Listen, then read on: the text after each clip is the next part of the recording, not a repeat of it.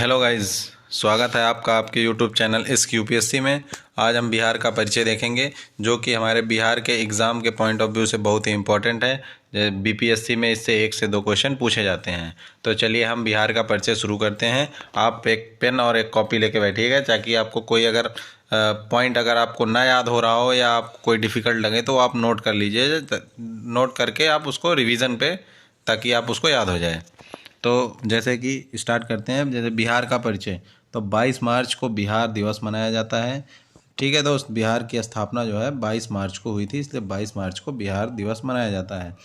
और इसका नाम जो है, नाम बिहार है। 22 मार्च 1912 को ये बंगाल से बिहार और उड़ीसा अलग हुए थे 1912 को।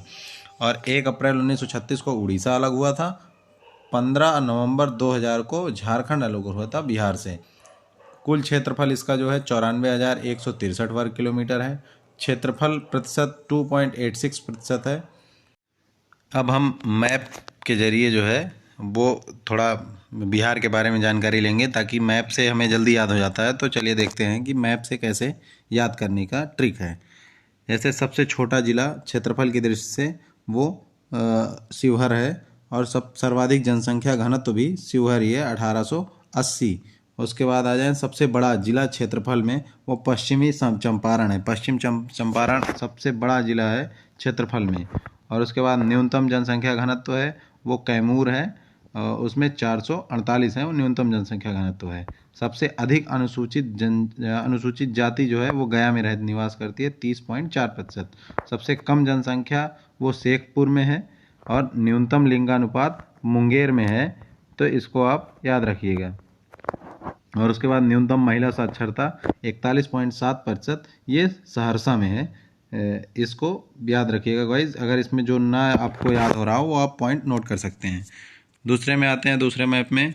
तो इसमें देखते हैं सर्वाधिक महिला साक्षरता वो पश्चिम चंपारण में है, और सर्वाधिक पुरुष साक्षरता वो रोहतास में है, ये 73.4% है।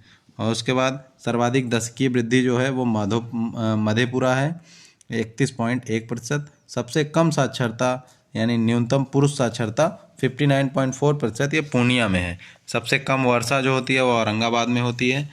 सर्वाधिक वर्षा जो होती है किशनगंज में होती है, 112 सेंटीमीटर होती है। और गोपालगंज में सर्वाधिक लिंगानुपात है 1021। उसके बाद पटना जो है गाइस, वो सर्वाधिक जनसंख्या भी वहाँ निवास करती है, और सर्वाधिक नगरीकरण भी पटना में है, क्योंकि बिहार की राजधानी जो है वो पटना ही है। तो यहाँ की जो नगरीकरण है ये 43.1% है। यहाँ पे सर्वाधिक नगरीकरण हुआ है। और उसके बाद आते हैं न्यूनतम अनुसूचित जनजाति, वो गोपालगंज में रहती है। न्यूनतम दशकीय वृद्धि भी गोपालगंज में ही होती है। उसके बाद कुछ पॉइंट हैं उसको आप देखते हैं। जैसे जनसंख्या जो है 2011 के हिसाब से 10,40,99,452 थी। जनसंख्या प्रतिशत पूरे देश के हिसाब से, भारत देश के हिसाब से 8.60% है। देश में स्थान जनसंख्या के हिसाब से तीसरा है। लिंगानुपात 918 है। शिशु लिंगानुपात 935 है। दशकीय वृद्धि दर 25.4% है। जनसंख्या घनत्व 1106 है। देश में पुरुष साक्षरता 71.2%, महिला साक्षरता 51.5%। राजनीति में बिहार थोड़ा देखते हैं, राजनीति में क्या है।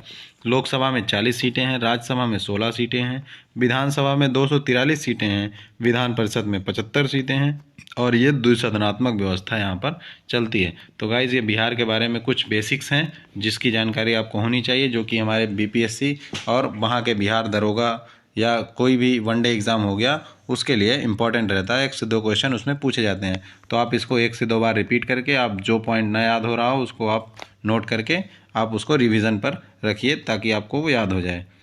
तो आज के लिए इतना ही। मिलेंगे नेक्स्ट वीडियो में कुछ नए टॉपिक्स के साथ। तब तक के लिए जय हिंद, आपका दिन शुभ हो।